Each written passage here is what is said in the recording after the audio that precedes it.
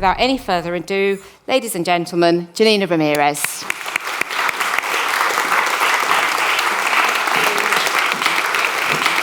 Thank you all for being here. This is some things I've done. There was a beautiful introduction there by Emma. And today I will be talking to you mostly about this book, Femina. And I will be talking about my search for medieval women who have been written out of history and why putting them back into our understanding of the past can help enrich our present and also help us build a fairer, more equal future. And when we're thinking about the present that we find ourselves in and the future that we're moving towards, whether we wake up tomorrow with a US female president or not, these are the countries that have had female heads of states or governments in the last century. To date, more than a third of countries in the world have had a female ruler, and currently 12, including Mexico, Italy, and Thailand, are ruled by women. But that position of the US president has always been held by a man. Will the glass ceiling ever be shattered? And can we learn to move forward by looking backwards?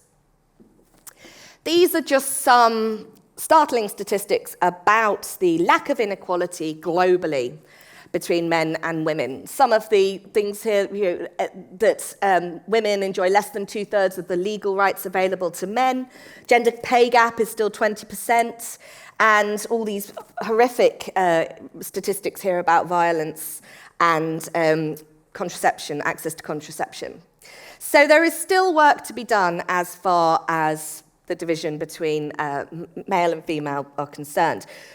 And my work centres on women in history because as over 50% of the global population, they are the most obvious group that has been deliberately excluded from many historical narratives. However, I want to stress this. This lecture is not about binaries. It's not about dividing men from women, lumping together 50% of the population against 50% of the population. It's rather about asking why so many silenced voices are excluded from traditional history. Issues of race, disability, class, background, and sexuality are being foregrounded in all areas of academia now. But as the largest lens, I want to use women to challenge what has gone before and explore what we can do going forward. Right. But first, I'm taking you on a journey through time and space. Women's rights, they're barely a century old, right? We owe it all to the suffragettes, who dragged us from the position of the second sex to where we are today. And that's the traditional narrative. But what if I told you that isn't the full picture?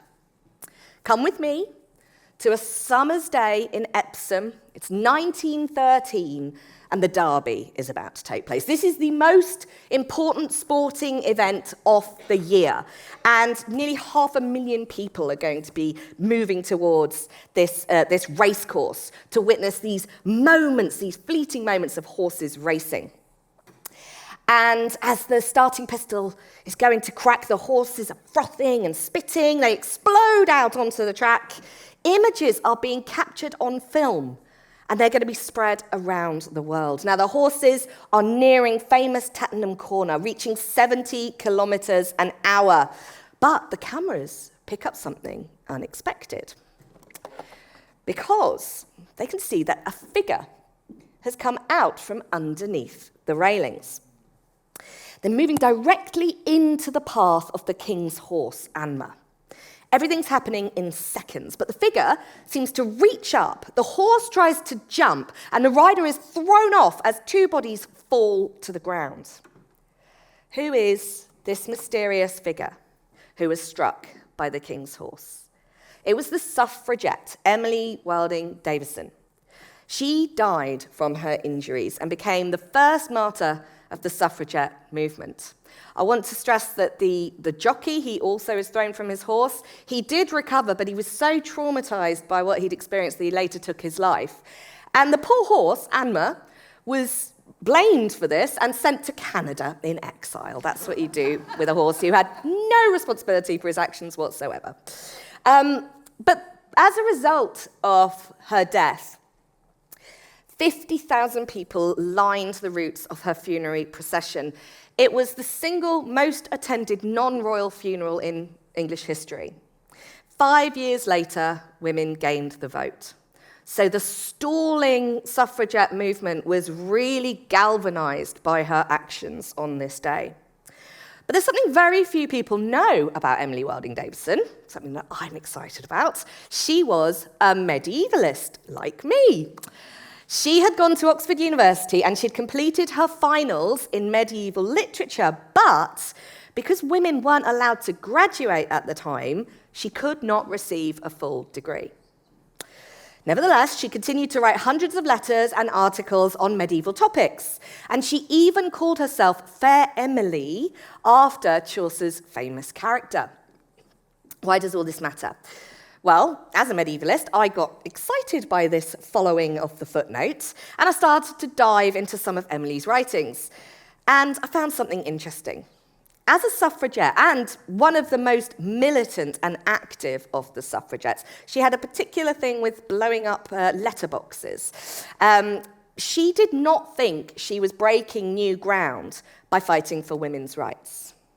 Instead, she was arguing that women had rights in the past and that these had been taken away from them relatively recently. This isn't the way we think about history, is it? We tend to think it's just a constant uphill slope of progress, everyone standing on the shoulders of those that have gone before. But far more often, it's a corkscrew, a cyclical process. And what Emily was saying in her work was that there had been a time where women seemed to have opportunities and rights that had been denied to them in the following centuries. This, for me, was mind-blowing, so I dug further. Lots of the suffragettes, it seems, were fascinated by the medieval period. This is an image of her funeral, by the way. You can see the sorts of crowds that it attracted, and there is Emily herself. And there she is in the middle, not receiving her degree. They had Joan of Arc as their figurehead. So at the same time that Emily was at the Derby, she was supposed to be at the suffragette rally, which was being held in Kensington. And here you can see this enormous statue of Joan of Arc, which was what welcomed them to the suffragettes' rally. Joan of Arc became a figurehead. You can see in the posters, in the material, she was a perfect sort of rallying point for the suffragette movement because she had been dead for many centuries, so she wasn't a present-day threat, but she pushed all the boundaries. She dressed as a man. She fought in wars. She was this militant, active woman who was sort of pushing to reach beyond what was expected of her sex. And the motto that she fought under, which was "fight on and God will give the victory," that started to be wrapped up with the suffragette motto of deeds, not words. So what I found with looking again at the suffragettes and thinking about them as medievalists was that they weren't just trying to carve out a new path going forward. They were actually trying to return to one that had gone before, which we've now lost sight of. So that is my big opening on medieval women and suffragettes. But I've got another reason that I wanted to write this book and why I want to work on this material. A recent best-selling work on the early medieval period claimed that the women of the early medieval period were unrecoverable. And I wanted to challenge that. I wanted to see if that really was the case. There are reasons that women don't fare so well in written records. Texts can be edited, lost, destroyed, and overwritten. As we all know, books can be burnt. As each generation has picked and chosen which historical texts to preserve, expand, and copy, they've included narratives that suit their present-day needs. If those in power need to justify colonialism and imperialism, the historian gives them accounts of adventures and explorers going to distant lands.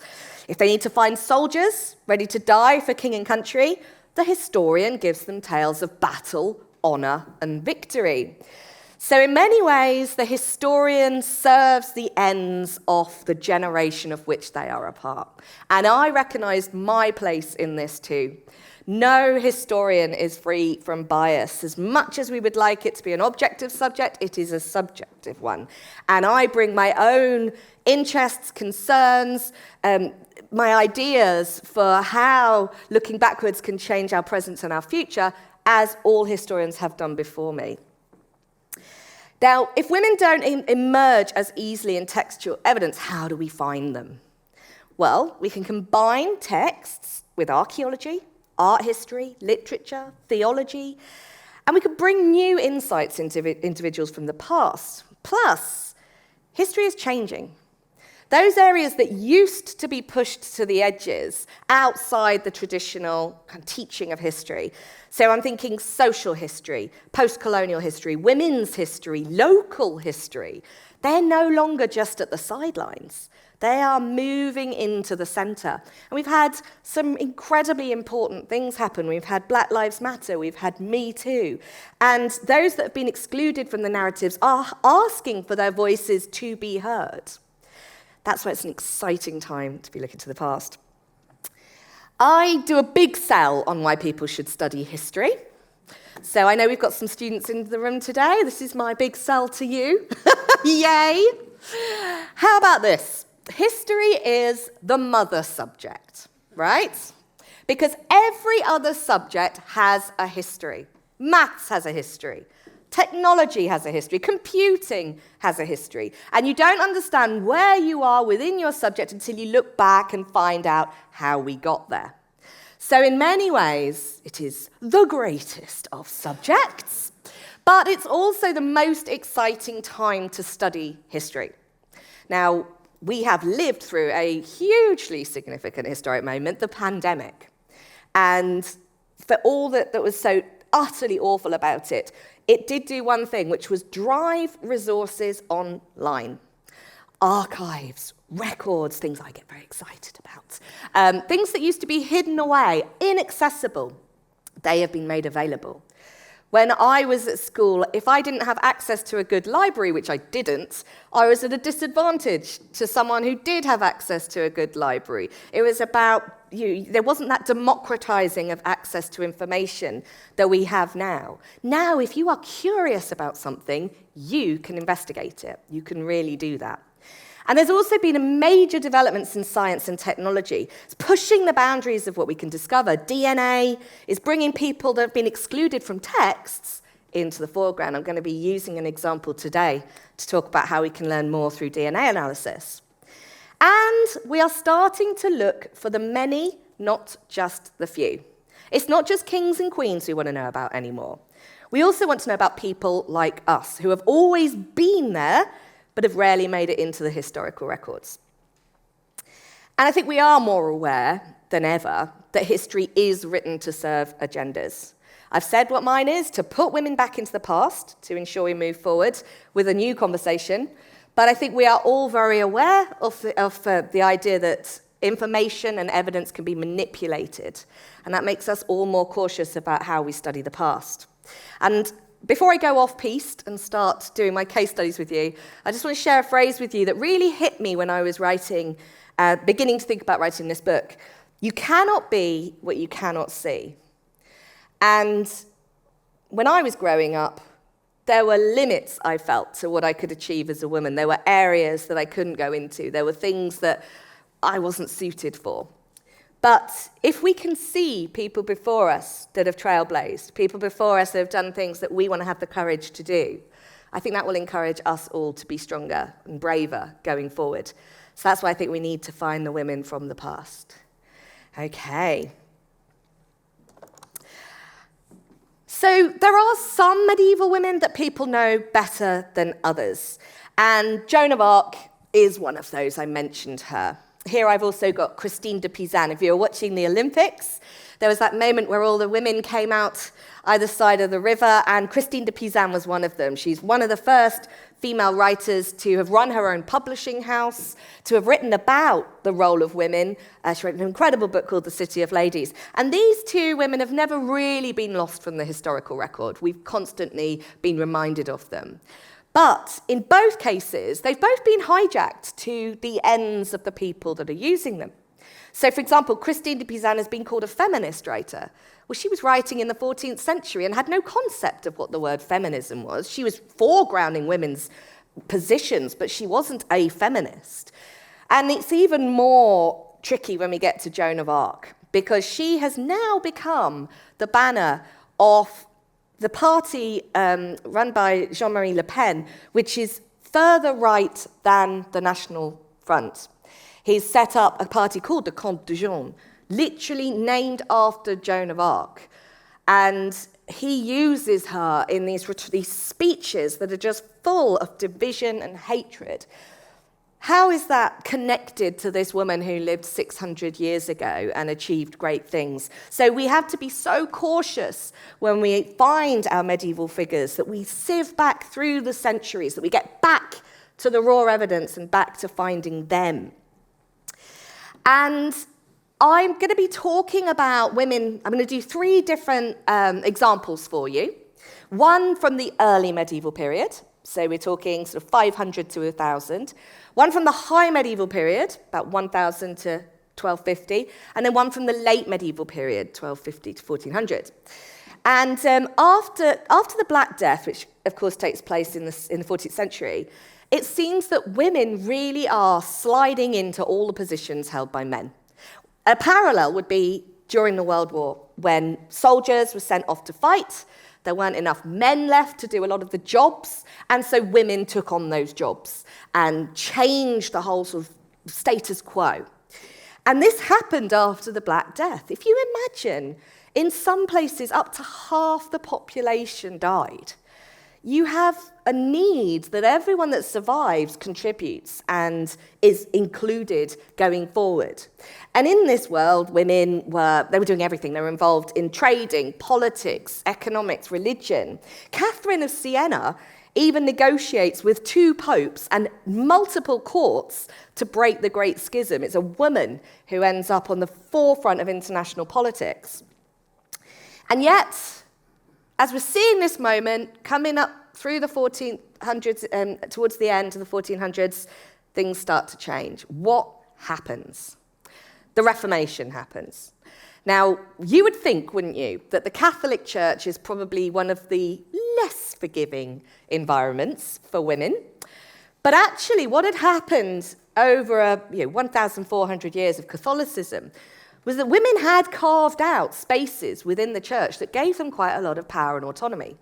One of these is the convent. And this is where I have a really hard sell, because we have a vision in our head of what a convent is. It's a place where women leave behind all the nice, fun, great things of life, shut themselves up, and live a very sad, miserable existence. They might sort of wander through a herb garden with a cat, and that's about the extent of the fun they have. But a medieval convent was not like that at all. They were like miniature cities, powerhouses. They were the hospitals, the universities, the publishing houses, the artisanal workshops of the medieval period.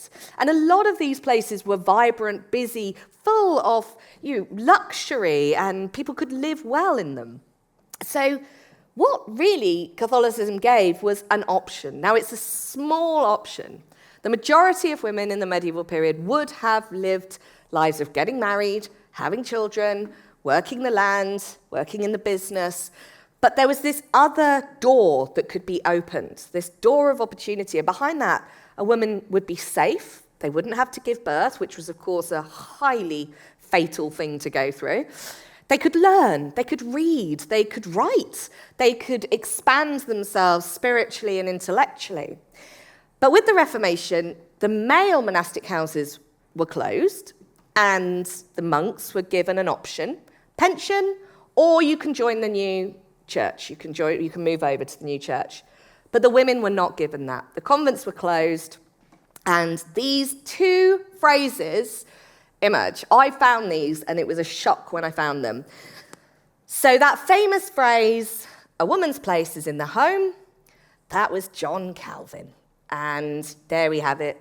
Those are his dates. So you can see at what point that phrase comes about.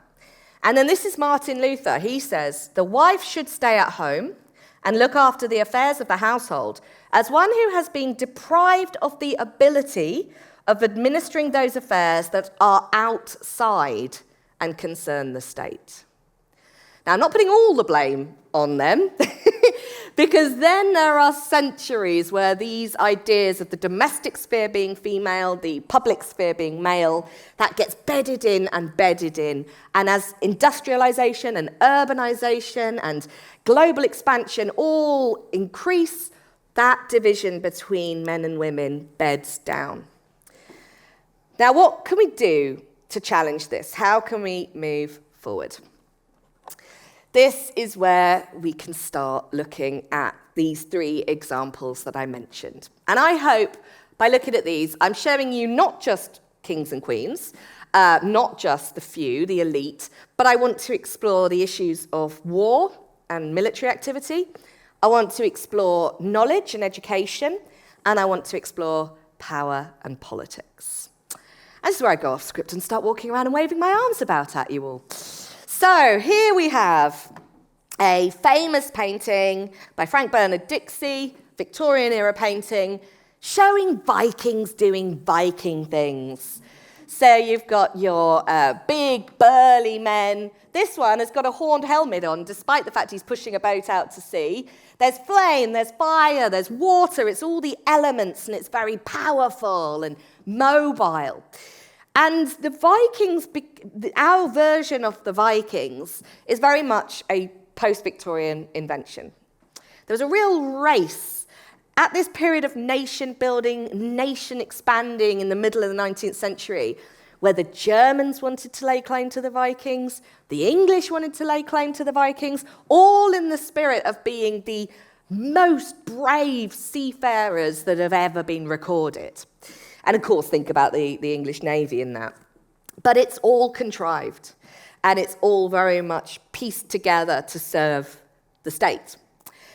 And now we have this idea of a Viking as a beardy, kind of bulky bloke with an axe jumping off a long ship. And of course, the horned helmet. That you still go to a fancy dress shop, say I'm going as a Viking, get handed a horned helmet. There is no evidence that Vikings wore horned helmets at all.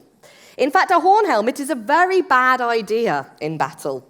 You can stand out from a mile off, puts you off balance, one knock, and you've got a horn going through your skull. Really bad for battle.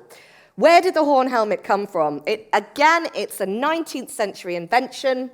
When Wagner's Ring Cycle was being performed, the costume designer was standing right at the back of the theatre. And it's a story of Viking Age time, and you've got the goodies and the baddies. And what the designer thought was, well, I need to be able to tell them apart from the back. So we'll put wings on the horns of the goodies and horns on the helmets of the baddies. And from that point onwards, it has stuck. It is nothing to do with Vikings. It's everything to do with a 19th century German costume designer. So think of that next time you go into a fancy dress shop. But as our understanding of the Viking period has started to expand, even the term is fraught with trouble. When we talk about Viking, really we're talking about Scandinavian, but that is a combination of Norsemen from Norway, Swedes, Icelanders. It's a complicated landscape, and this catch-all term is very reductive. And archaeology is really helping us to put some other dimension onto this version of the Vikings that we've inherited. So I'm taking you now to Birka. This is, I like to call it the Slough service station of the Scandinavian world, because all the roads went past it, all the routes connecting the Baltic, Russia, all the way down to Spain, Northern Africa, they would be passing by Birka. And as a result, it becomes a hotbed of trade and exchange. But also as a result, it means that an awful lot of valuable commodities are coming in and out of this place on a daily basis. It would be excellent pickings for a smash and grab raid when you've got Islamic coins rolling up in ships and you've got very expensive Swedish furs going out. So Birka, of course, ended up having to defend itself. And its very position in the landscape lends itself to that. The other reason that Birka is such a fantastic example to study is because it was only inhabited for 200 years at the very high point of the Viking Age, from about 750 AD up to about 950 AD. It was then abandoned, and it becomes sort of this petri dish, this example of Viking life that's preserved. You can see in this map here that there's a huge cliff face that sort of wraps around the port city. Can you see there? It's in grey. And what they then ended up doing was putting barracks, wooden barracks, all the way around to make a protective wall for the city. And then on the waterfront, they put barricades as well. So there's a floating market. Some big ships wouldn't even be allowed into the port at Birka. But think about this as a noisy, busy, exciting, diverse place. You would have people speaking different languages. You would have different religions being discussed. I mean, there's a wonderful example from a similar trading town just along in Helge of a jade Buddha that's been buried with a Viking. So we know that they're engaging along the Silk Road. It's a vibrant place, and archaeology has started to bring it to life. Now, right back to the 1900s, this fabulous archaeology, Stolper started to excavate Birka. He knew he was onto something. There were hundreds of burials, but of all of them that he excavated, the one that he got most excited was this one here, BJ581. And you can see on this that it's right by the garrison, the army barracks. You can see it's on the coast, and it's under a mound, so it would be visible from the sea. And it's got a huge boulder that was raised up on top of it. That has got to make it the most significant burial. When he moved the boulder and he dug down and found what was underneath it, he discovered a chamber. And in this chamber was a figure who'd either been sat on some sort of a throne or possibly on a horse's saddle. And at the feet of the figure had been sacrificed 2 horses, a mare and a stallion. And they'd been buried at the feet of the individual. And then all around the individual was a full armory of weapons. Now, this is really unusual. In an early medieval burial, you might get a knife. People used knives very regularly. You may get bows and arrows or a spear.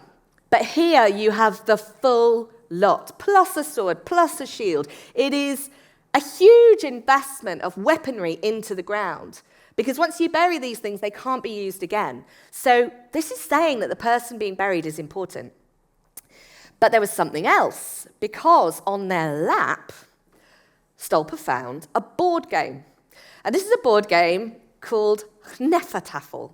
I don't want to say that later on. It's a tough one to say, Hnefatafl. It's a defensive game. If you think about the origins of chess, chess was all about strategy and thinking 2 steps ahead of your opponent, and Hnefatafl was the Viking equivalent. So having this board game on the individual's lap makes you think maybe there's some sort of a military strategist, that they're connected to the army, they're defending this town, and they're being honoured by the city after they've died. So Stolper said, we're going to call this the Burka Warrior grave, and it is the single best Viking warrior grave ever discovered. And so it remained for 70 years. Then an osteoarchaeologist had a little look at the bones and said, there's some odd aspects to the hip bones here. The figure is about 170 centimetres, which is about average height for a male at this point, but the femurs were slightly different formed. Anyway, nobody listened to her. And it took another 30, 40 years before, in 2017, a team from Stockholm decided to test the DNA of the skeleton. They took DNA from the teeth and DNA from the bones, and they ran it. And they ran it again, and they ran it again. And while the actual genomes were slightly decayed over, because it's been over 1,000 years in the ground, the chromosomes themselves were intact, and there were only 2 X chromosomes throughout. This was not the Burka Warrior, this was the Birka Warrior Woman. And I'd been writing about female Vikings for a while. I'd written children's books where the main protagonist is a shield maiden. And I knew from the religion, from the storytelling, the myths, the art, that gender fluidity in the Scandinavian world is really evident. Even one of the most famous saga stories about Thor, the god of thunder, is that he dresses up and gets married in a wedding dress to try and defeat the king of the giants. So they had a slightly different attitude towards dress, towards gender. But this sent shockwaves. 2,000 internet accounts started to spread this news of this discovery. And there was outcry on the internet. They said women can do a lot of things, but they cannot fight. They cannot fight like a Viking. We refuse to accept that this warrior burial is that of a woman. This is in 2017. I was horrified, and the team themselves were so bullied and intimidated as a result of this that they actually had to pretty much go into hiding as a result. It's terrible that we are living in a time where we can't accept that that is sort of the final frontier of what women are capable of doing. And so the Burka Warrior, these are the Kneffertaffel pieces, by the way, and this is a possible reconstruction. Other things we know about her are that she possibly came from Eastern Europe. Some of her clothing shows that they're not native Scandinavian. Regardless, what we have is the most high-status burial in Birka, connected with the barracks, with weapons.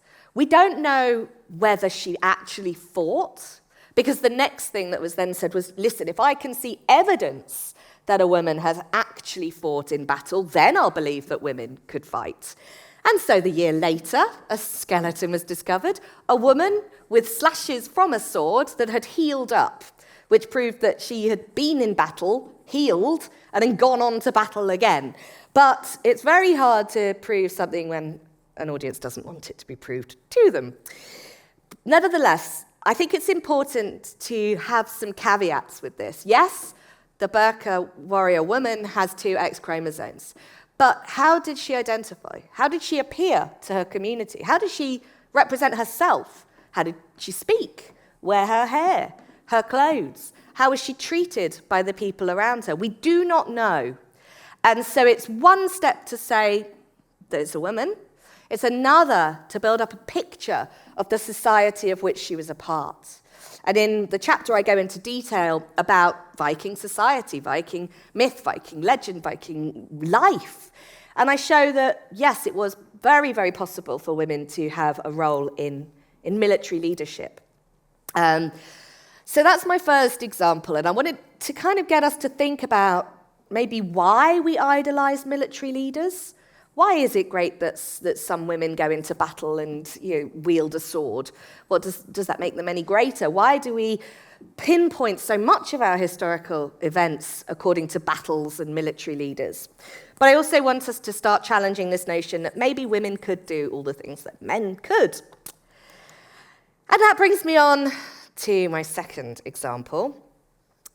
She is my absolute favourite. I shouldn't have favourites. It's like having a favourite child, but Hildegard of Bingen is my favourite medieval woman, partly because she lived for such a long time. It's good. If you want to make history, try living longer. 81 she got to, and she was born in 1098, and she lived for 81 years, so she lived through this incredibly important century, the 12th century, when there was so much change, when there was heresy around every corner, when there was threat and change and transformation, but also intellectual revolutions taking place. And she was lucky because she was based in the very heart of where this sort of intellectual renaissance was taking place. And that's in the Rhineland-Palatinate in Germany. When she was born, there's a story that she was already considered quite unusual. Hildegard had a nanny and was out walking with this nanny one day. And she said to her nanny, "Nanny, can you see things that aren't there?" Now, I think that's always, I've seen lots of horror films, and that's the start of something awful. But the nanny said, what do you mean, Hildegard? And she said, well, I'm looking at that cow over there, and it's pregnant. And inside, I can see the calf. And it's got like a ginger spot here and a black spot here. Can you not see that? And she's like, no, I can't. Went home, told Hildegard's mother. A week later, Hildegard's mother went, found the calf, and it was exactly as Hildegard had described. So I think they thought, right, I don't think Hildegard's suited for just marrying the local baker and settling down. She's an unusual child. What other options are open to her? And the option available at that point was for her to be under the mentorship of this slightly older woman. So she goes in when she's about 12, 13, and the tutor, her mentor, is about 16, a few years older than her. And they live together in this small monastic community, female community, that's attached to a much, much larger male monastery called Disibodenberg. And I visited it, and it's the single most exciting place I've visited. It's very hard to get to. It's on the top of a hill, and you really don't expect there to be anything. And when you get there, you can see the actual outlines of everything, the chapter house, the cloister, the church, and you can stand where Hildegard was, and it's just a beautiful place to really connect with her. And for years, Hildegard had been experiencing visions. Now, this you might recognize, it's from the front of my book, but this is known as Hildegards Cosmic Egg. Read into it what you will. The reason Hildegard is so extraordinary, and I like to say this often, she was Leonardo da Vinci, centuries before Leonardo da Vinci, and better than Leonardo da Vinci, because she finished her projects. She's a polymath. She was a scientist. She's still known as the mother of the natural sciences in Germany. She studied stones and fauna and flora. She wrote poetry. She wrote plays. She invented a language. She was an artist, and something I think a lot of people know her best for is she was a musician. If you do one thing for me tonight, go home on YouTube, look up Hildegard of Bingen songs. They are extraordinary. It's written for female voices, and she jumps 2 octaves sometimes with the choral pieces. It's just magnificent, soaring music. So she's a polymath. She's the ultimate polymath. And what I think Hildegard was trying to do in all of these instances is she's pushing against the limits of what we know. She's trying to see if we can get to the untouchable, the indescribable, the out of reach. She's trying language, she's trying music, she's trying art. And she continues to keep trying. And look at these images. This one in particular, it's supposed to represent the Trinity, Father, Son, Holy Spirit. But can you see how it's sort of shimmering? And she's done something really unusual in the scriptorium, which is, you'll know that a lot of medieval manuscripts used gold to gild it, to give it that shimmer.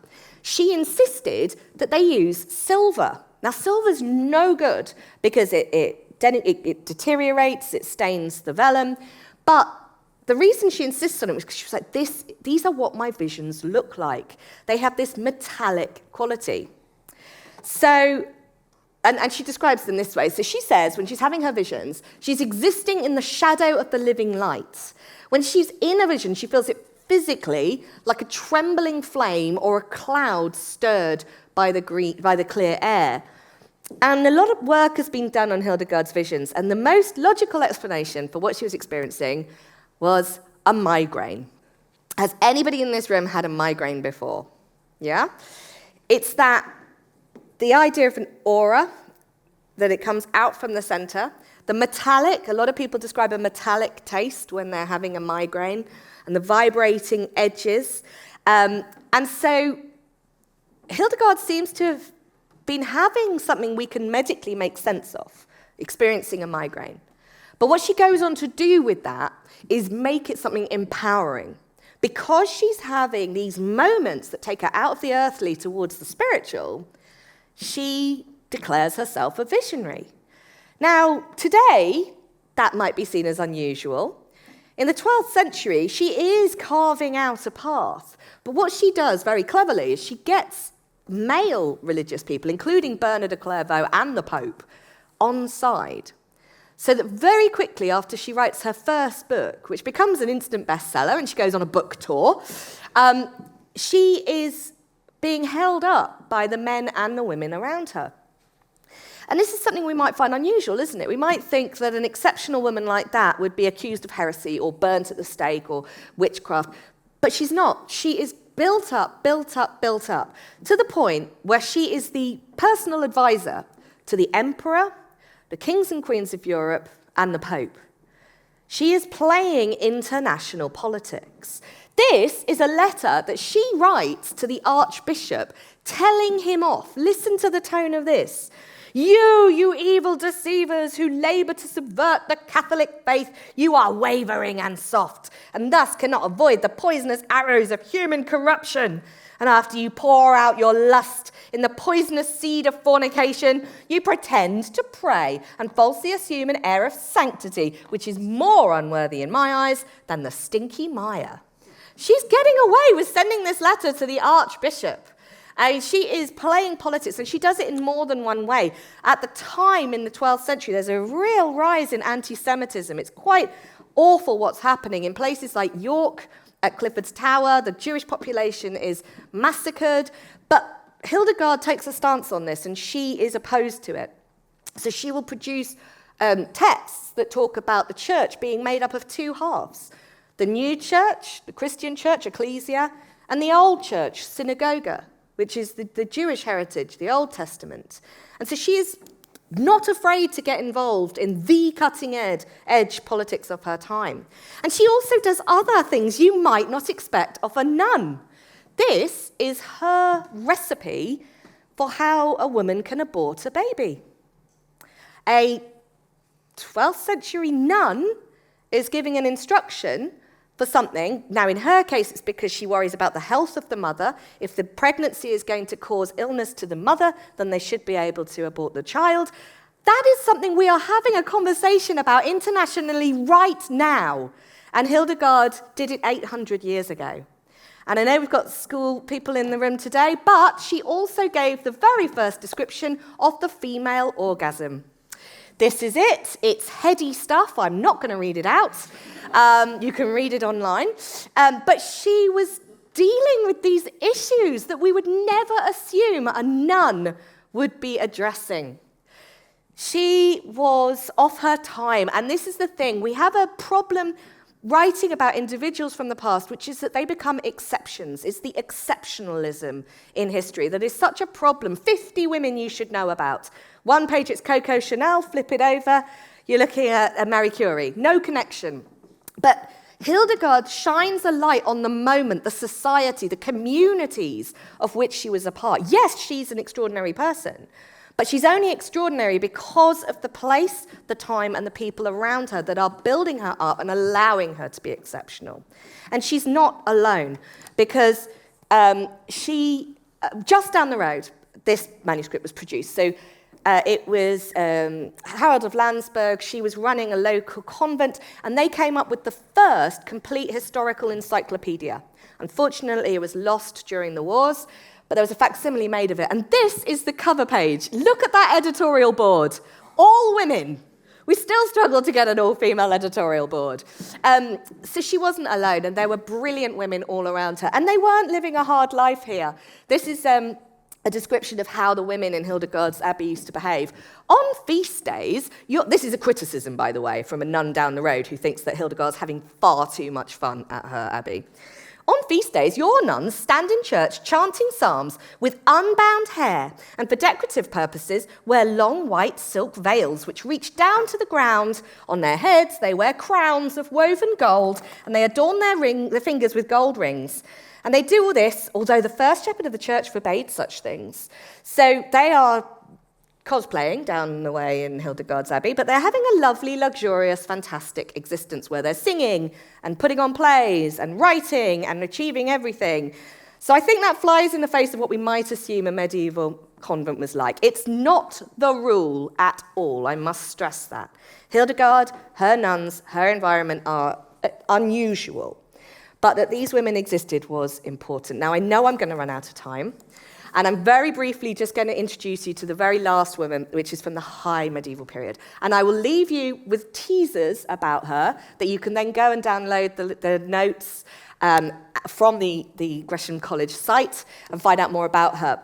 But I want to tell you about a woman who was not a queen, but a king. Not Regina, but Rex. And that is this woman, Jadwiga of Poland. In 1997, she was declared one of the patron saints of Europe. And she ruled Poland as a king. The whole story of how and why is tied up to this enormously powerful court in Poland, Lithuania. We have such a Western-focused kind of way of doing history here in the British Isles that we don't look to this area of Europe. We call it Eastern Europe and associate it with the Soviet bloc. But for much of the medieval period, this was Central Europe. This was where the power, the courtliness, all the intellectual developments, democracy itself was being formed here in Poland, in Lithuania, and in and around Hungary. And I had a whole selection of objects that I connected with when I wrote my book to get me in touch with this woman from the past. Now she's held up as a national icon in Poland. She is a saint, and so she becomes this sort of two-dimensional sacred being who's sort of somewhere between heaven and earth, but not real. But Jadwiga that I've discovered, by going back to the objects she held, back to the books she read, back to the streets that she walked on in Krakow, she is feisty, she is intelligent, she is sophisticated. This is the area I'm talking about, Central Europe. And this is the document that her father had signed. Now, how different history would be if other male rulers had decided to do what Louis the Great, Jadwiga's father, decided to do. He wrote this document, a deal with the nobles of Poland that said, I only have daughters, I have 3 daughters, no sons. But when I die, I want you to recognize them as the king. And this document says Rex, king. And this document was signed. And when he died, his 2 daughters, Mary and Jadwiga, the 2 surviving ones, are the only 2 women in European medieval history to be known as king, not queen. I could go on and tell you about her romances, how her life story has been elaborated and glorified. Her own bones were discovered at a point when Poland simply didn't exist on the map. And this portrait was made on the basis of her bones. Now, she doesn't look very medieval. She looks a little bit 19th century to me here. But nonetheless, this is a picture that is found in households across Poland. And these are some of the things I know she was in front of. Her crucifix that's still in the cathedral.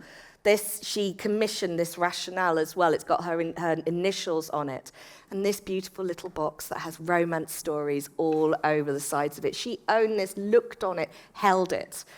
But her arms purse, showing these stories from the romance of Tristan and Isolde. This is a woman who is connected to international court politics. She is also known as Jadwiga of Anjou. She's part of the Angevin royal tradition. She is immersed in chivalry, courtly love, romance. All the different objects show stories from the romances. And this is my favorite, and this is my last slide. This is the place where I felt closer to a medieval woman than I've ever felt before, because this is the Florian Psalter. This is a book that was written for Jadwiga. Now, we know she spoke up to 7 different languages, could read, could write, was highly educated, highly sophisticated. And her best friend, who was the Bishop of Krakow, had this manuscript made for her. It's in 3 languages, and it's got parallel text, and hidden all the way through the margins are little puzzles, scientific curiosities, creatures, women doing unusual things. But most importantly, can you see Yoda and Gandalf? Yeah, this is a woman with a sense of humor. It's not Yoda and Gandalf, but it sums up this idea that this is a woman who is far more than the version we've been told. She is interesting, intelligent, curious, funny, brave, and that's the woman I've been trying to connect with across time. And I think every one of us now has the power to be our own detectives, our own historical detectives, going forward finding the people that have been written out of history. So just in conclusion, we don't need to simply accept the versions of history that we have inherited. We need to scrutinize them and ask why we have been told stories from the past in the ways that we have. Who does history serve, and what could be achieved if we look with fresh eyes at the evidence? What I've found is that by looking beyond the great male narratives, complex and diverse perspectives emerge. And I found this personally empowering. When I know that remarkable women like the Birka Warrior Woman, Hildegard of Bingen, and King Jadwiga went before me, I feel like I have foundations upon which to build my own agency. You cannot be what you cannot see. They also open up the possibility of rediscovering a whole host of ignored people from the past with whom we can identify and find inspiration. Can looking for women in the past help us build a better future? Well, if we can find ourselves in the past and acknowledge people like us have always been there, then we can see ourselves contributing to a more equal present and future. Thank you, everybody.